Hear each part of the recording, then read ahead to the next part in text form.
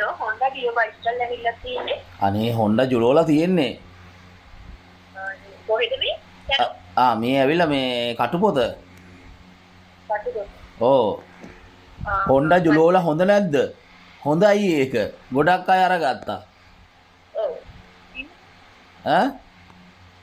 මේ කොහොමද යන්නේ වනේ 7යි ගානේ ඔව් 7යි ගාන එක.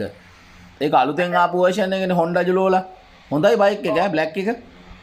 හොඳට යනවා. ඒක තමයි මම FB එකේ පෝස්ට් එකක් දැකලා කතා කළේ. ඔව්. නෑ නේද තව බයිසිකල්. ඉතින් අර Honda Julola ගන්නකෝ අනේ. ඒක 8යි කීයද? ඒක 8.50ෙන් දෙන්න. 8.50. මූලිකයෙන් කොහොමද? මොකද්ද? මූලික ගෙවන්න ඕනේ කීයක්ද? ඩවුන් පේමන්ට් එක නම් 1.5ක් විතර වගේ දාලා ගන්න පුළුවන්. අවුරුදු 5ට අපි ගෙවන්න දෙන්නේ. අවුරුදු 5ට. එතකොට වාරිකේ කීයක් වගේ වැටෙනවද? වාරිකේ ඕන රුපියල් 6500ක් 7000ක් වගේ වෙයි. මේ ඔය කොහෙද තියෙන්නේ පැත්ත? මේ කක්ක පැත්ත. මේ කටුපොත තියෙන්නේ. හොඳයි බයික් එක. මොකද්ද? අප්පාගේ මේ දුරයිද කොහොමද කියලා දන්නේ නෑ ඒක.